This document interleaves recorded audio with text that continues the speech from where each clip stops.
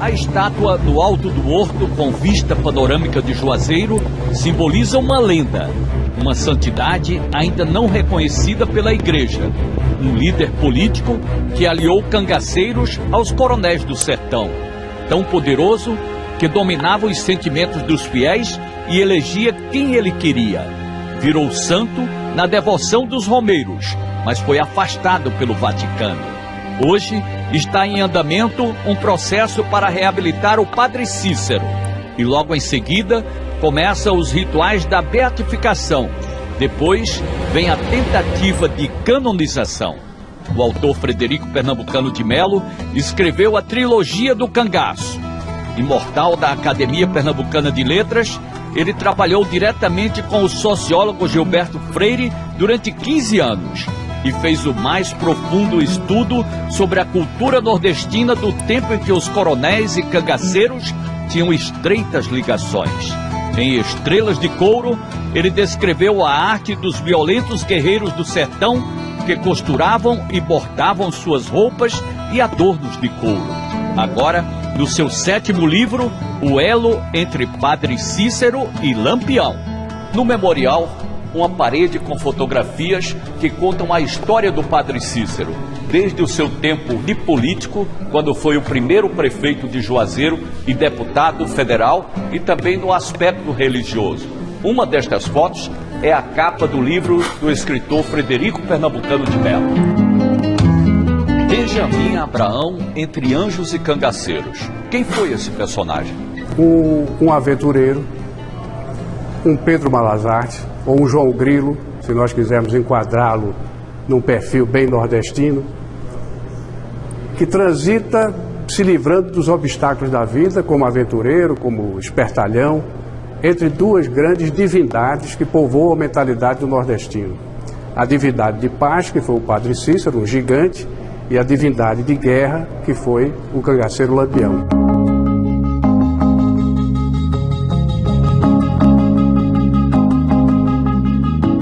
Benjamin vem da Síria, onde nasce em 1901, chega ao Brasil em 1915, fugindo da Primeira Guerra Mundial. E em pouco tempo ele está convertido em secretário particular do Padre Cícero, morando na casa paroquial. Isso mostra a esperteza dele. Esperteza porque um dia ele estava na bênção que o padre dava diariamente, e o padre divulga aquela figura alta, alva, diferente da caboclada que frequentava a sua porta para as bênçãos diárias. E manda então saber quem era aquele cidadão, quem era aquele forasteiro. E aí o Benjamin manda dizer: diga, padrinho, que eu sou conterrâneo de Jesus, nascido em Belém, na Terra Santa. Então, o padre, quando tomou conhecimento disso, o padre era muito versado em história sacra, o padre delirou, né? Mandou chamar a Beata Mocinha: convide esse rapaz para vir aqui falar comigo. Era uma pessoa extremamente esperta em tudo aquilo que fazia, tá? Evidentemente, há os aspectos negativos que são representados, por exemplo, pela facilidade com que ele usava os donativos dos romeiros para prosperar economicamente em muito pouco tempo. Ele era muito hábil, ele tinha um traquejo de jornalista que dizia ter trazido da Terra Santa, apesar de ser apenas adolescente quando chega ao Brasil. Ele era ourives, de muito boa qualidade, era uma pessoa extremamente esperta em tudo aquilo que fazia. Ele chegou até a vender cabelo, dizendo que era cabelo do Padre Cícero. Um golpe dele muito interessante foi em 1929, ele tinha criado uma empresa com um dinheirinho que tinha herdado da mãe, que morre na Terra Santa, e os parentes mandam o dinheirinho para ele abre uma empresa para fabricar medalhinha, escapulário, fita, bottom, medalha, tudo isso para vender aos romeiros. Mas a empresa não ia bem. Aí ele espalha desse ano de 29 que seria o último ano em que o padre iria dar a bênção. Então a cidade é assaltada no fim do ano por romeiros e o prefeito vai procurar o Padre Cícero para dizer: o que foi que houve? Nós não estamos aguentando, o delegado de polícia está apavorado, a cidade está invadida.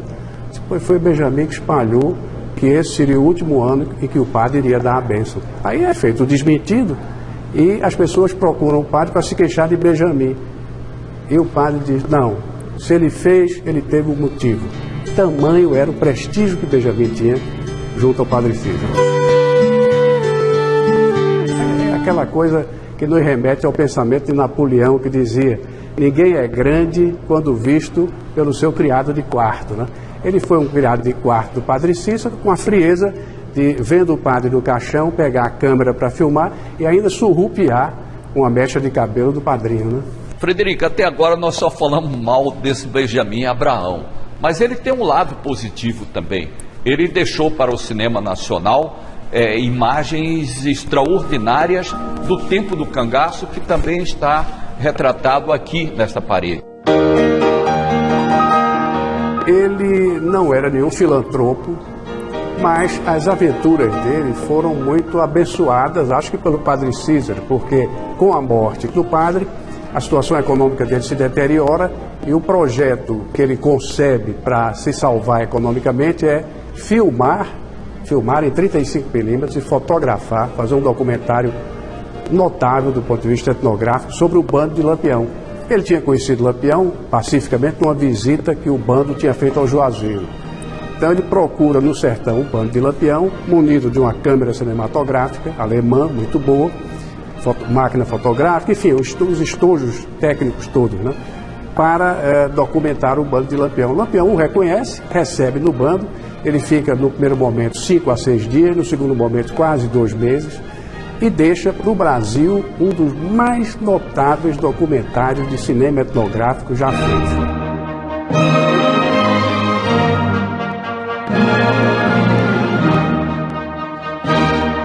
Estas são imagens autênticas gravadas por Benjamin Abraão no tempo em que ele ficou convivendo com Lampião no meio da Caatinga. São imagens que retratam o bando de Lampião. O que mais pode se dizer sobre elas? O acesso que ele teve a Lampião dependeu, no primeiro momento, das ligações que ele tinha tido com o Padre Cícero. Mas, num segundo momento, e a meu ver, com maior importância, o que ocorre é que ele deseja mostrar Lampião e Lampião desejava ardentemente ser mostrado. Por quê? Porque Lampião, em 1936, chefiava aquilo que eu chamo de Cangaço S.A. Lampião tinha organizado o cangaço, estava com 10 bandos atuando em 7 estados do Nordeste, mobilizando capitais vultosos, com um sucesso extraordinário na sua profissão fora da lei. E Benjamin mostrou isso tudo ao mundo.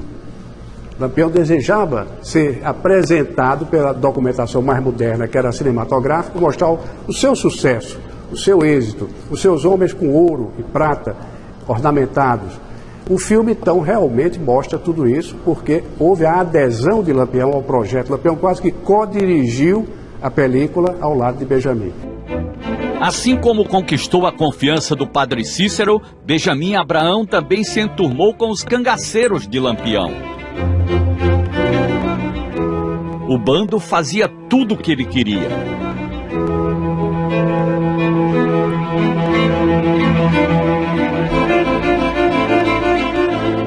Nestas cenas, todo mundo de roupa nova para aparecer na filmagem. Maria Bonita, a mulher do rei do cangaço, até brinca com uma pistola apontando para a câmera. Quer dizer, a imagem do sucesso, a imagem da prosperidade do Cangaço S.A. de Lampião. Claro que isso virá em perda depois, porque isso irritaria profundamente o governo federal e as corporações policiais, porque elas se declaravam em combate permanente, mas Lampião parecia não estar sendo combatido seriamente por ninguém. Então, tudo isso irá acarretar depois na morte de Lampião. É um documento importante, restam dele hoje 15 minutos de projeção, mas que, sem dúvida nenhuma, representa um dos documentários mais importantes já feitos no Brasil, em circunstâncias selvagens, digamos assim.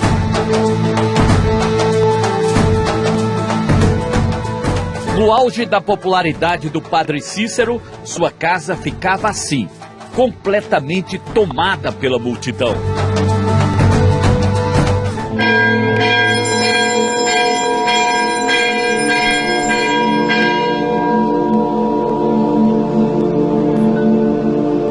Uma romaria que se repete há quase 8 décadas. No mesmo dia, à mesma hora. Orações ao alto. e corações marcados pela saudade. A maioria se veste de preto e branco, um luto eterno pela perda de um sacerdote que para eles é um santo, o Santo Padim Padre Cícero de Juazeiro do Norte, no Ceará. Livrai-nos de todos os males, ó Pai.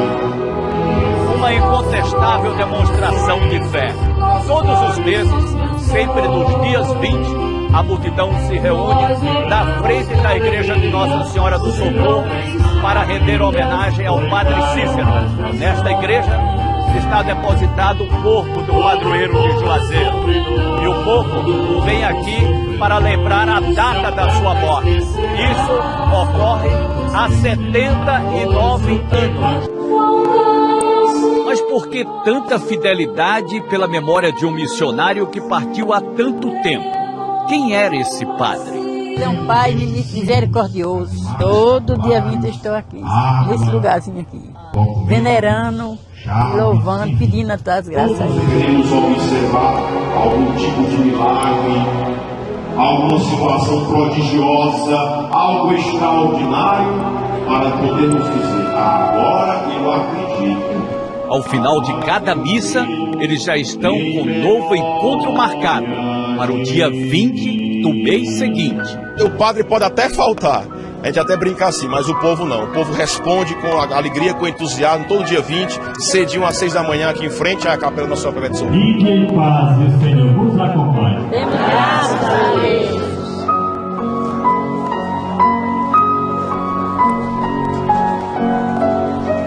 Os fiéis, depois da missa, aproveitam para disputar um lugar ao lado do túmulo do Padre Cícero, na frente do altar.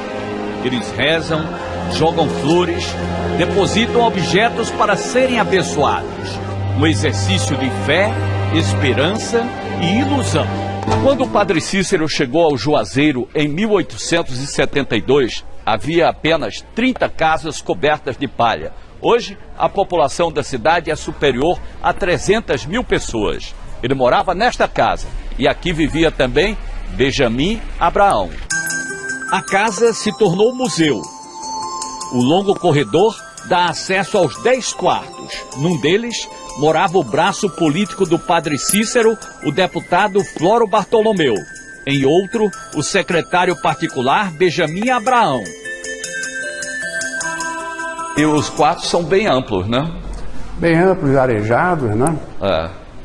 Aqui tem ainda o chapéu que ele usava, o chapéu do Padre Cícero, o rosário dele, mas era muita esperteza do Benjamin Abraão conviver tanto tempo assim com o Padre Cícero, né? O jeito dele de se mantendo, prestando serviços e alimentando o desenvolvimento da fé em torno da cidade, o progresso e tudo, ele participou à maneira dele. Muita gente vem de longe só para sentir a emoção de visitar a casa onde viveu o padroeiro. Esta era a sua cama. Ele morreu aqui, uma cama pequena, porque ele tinha apenas 1,60 m de altura. E neste armário, a batina e o inseparável bastão do Padre Cícero. Esta é a foto que mais identifica o eterno vigário de Juazeiro. Benjamin Abraão viveu aqui 17 anos ao lado do maior líder político e religioso da região e se aproveitou dessa ligação estreita com o padrinho. Benjamin teve uma etapa de prosperidade muito grande, sobretudo quando passou a administrar uma parte dos donativos que eram recebidos pelo padre. Então aí esse período é marcado pelas comprovações fotográficas de que ele aparece usando ternos de casemira inglesa da mais alta qualidade, ele ia para o Recife, luxando na gravata de seda pura e tudo. Até hoje, os fiéis visitam a casa do Padre Cícero para pagar promessas. Esta é a sala dos ex-votos. Diante da imagem, eles rezam, agradecem pelas graças alcançadas, conversam com o padre como se ele estivesse ouvindo. Imaginem o poder desse sacerdote no início do século passado, quando para os romeiros a voz de Cícero era a voz de Deus.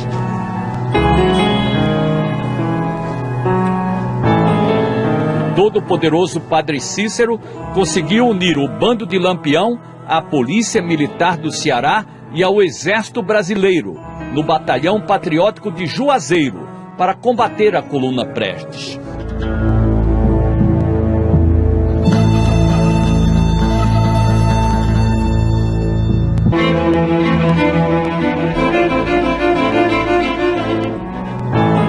Lampião ganhou a patente de capitão e um coronel do sertão foi promovido a general.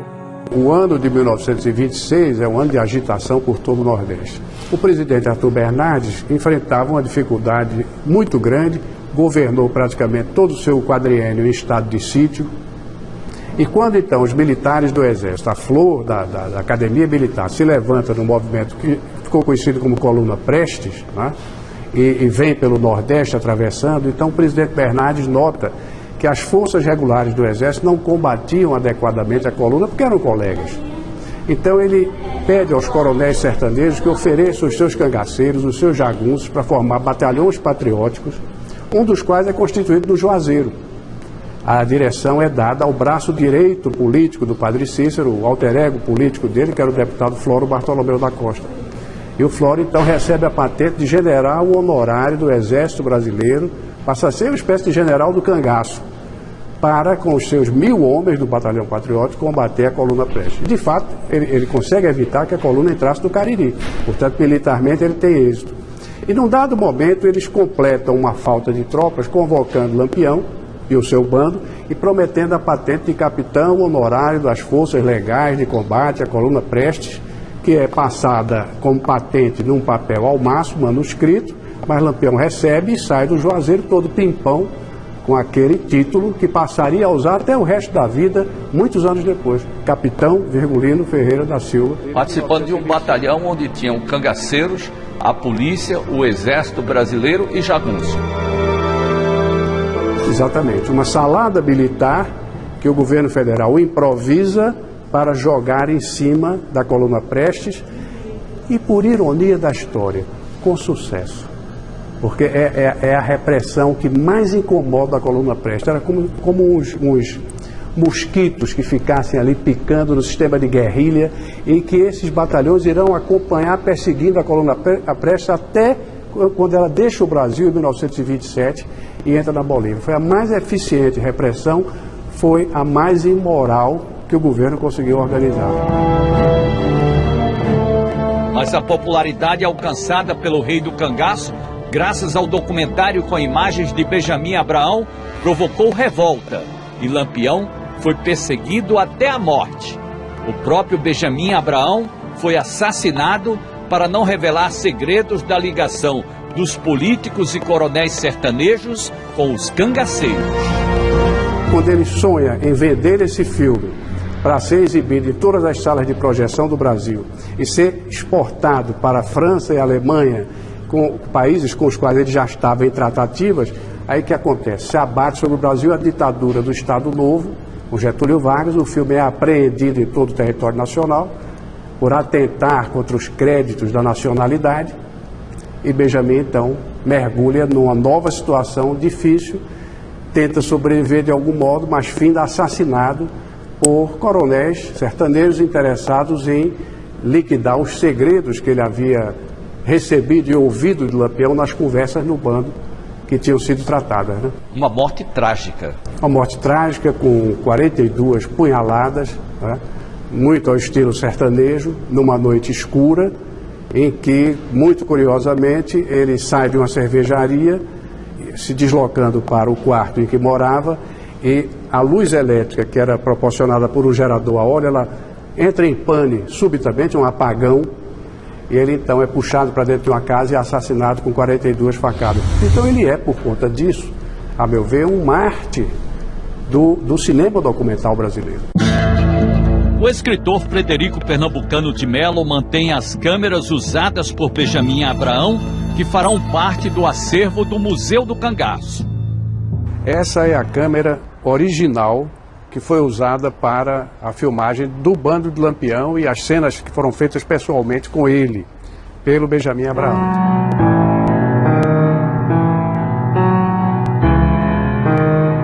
E como era que ele conseguia fotografar com isso aqui? É uma pequena câmera 6x6 de negativo,